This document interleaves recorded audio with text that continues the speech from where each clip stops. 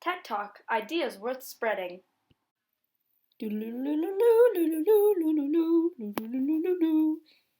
Jackson Hole Edition featuring coronavirus and Audrey Klein. Audrey Klein, and this is my TED Talk presentation. It is baffling that education is not a universal right. The position of women in Afghanistan has begun to improve since the end of the invasion of the Taliban.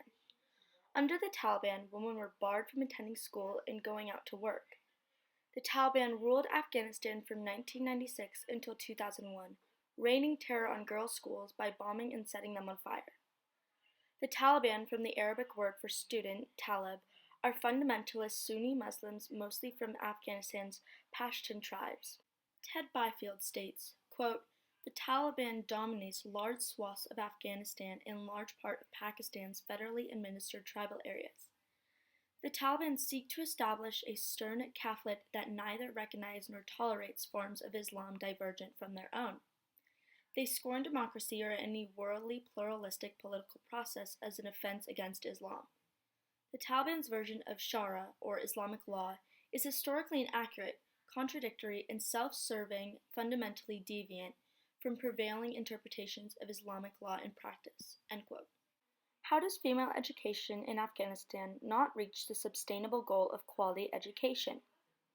Byfield claims, quote, "Even with the departure of the Taliban, not every parent in rural Afghanistan places a high value of schooling, especially of girls." Roughly the size of Texas, Afghanistan is home to 21 million people, half of whom are under the age of 18. Educating these children and teens would be challenging even in the best of times, in part because many of Afghans are nomads, that is, they have no fixed addresses but follow their livestock from pasture to pasture. This graph explains the percentage of girls that are not banned and the girls that are banned from the schools. If you think about it, out of 21 million people and half of them are students but only girls, then take out the 10%, this leaves 5.83 million girls that cannot have the education that they want and that they deserve. The Taliban threatened the female students by saying if they came back to the schools that they would get their nose and ears cut off. From a story by Maru Ron and Sami Ufatsi, quote, "I am not afraid of getting my nose and ears cut off," she said, all dressed up in a long purple dress and headscarf. "I want to keep studying." Schoolgirls at those times need that kind of courage in Afghanistan. We all know of the young woman named Malala Yousafzai, who spoke out publicly on behalf of the girls and their right to learn. Her father was determined to give her all of the opportunities that a boy would have, but the Taliban soon invaded their home in Pakistan. Malala states, quote, "Everything changed when the Taliban took over our town in Swat Valley. The extremists banned many things, like owning a television and playing music, and enforced harsh punishments on those who defied their orders, and said the girls could no longer go to school." End quote. On October 12th, on her way home from school, a masked gunman boarded her school bus and asked, "Who was Malala?" then shot her in the side of the head. She recovered after 10 days and thought to herself, after she moved to her new house in the United Kingdom, if she wanted to stop and give all up or keep fighting for females' rights. After no hesitation, she chose to continue to fight until every girl could go to school.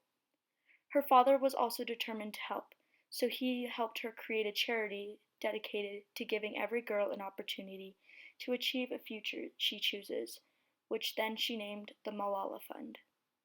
In honor of her work, she received the Nobel Peace Prize in December 2014 and became the youngest ever Nobel Prize winner. This image shows the biggest problems that women in Afghanistan are facing today. As you can see, education is the biggest struggle over all of the problems that are happening then. Robert Fulford states, quote, "Islamic political life remains a scandal. Islam has spawned no democracies and no Islamic countries have joined the developed world." His column heading sums it up, "Why deny the obvious? The West is the best." End quote. The UN cannot control Afghan life, but it can bring educational problems to light on the internal stage. They can gain support for this crisis and introduce solutions and provide aid because this is what the UN is supposed to be doing. As we come to the end, after the United Nations took its place in this giant situation, they finally removed the Taliban. With them gone and people helping to rebuild, the Taliban has left a permanent stain on education in Afghanistan by all the damage that they have created physically and mentally. The United Nations must continue to recognize international problems, highlight their importance, and use it to positively affect others. The women in Afghanistan are standing up for their rights and trying to make sure that they get the proper things that they need in life, such as, in this case, in education. There is much that needs to be done to remedy this and to finish completing the process to help all the students and teachers in reintroducing them back into the world of education. Next time you are feeling overloaded by schoolwork, consider the females in Afghanistan who would do anything to be in your position. Those of you who had the chance to receive an education, I want you to consider how lucky you are. While this is a sad truth, universally, education is a privilege, not a right.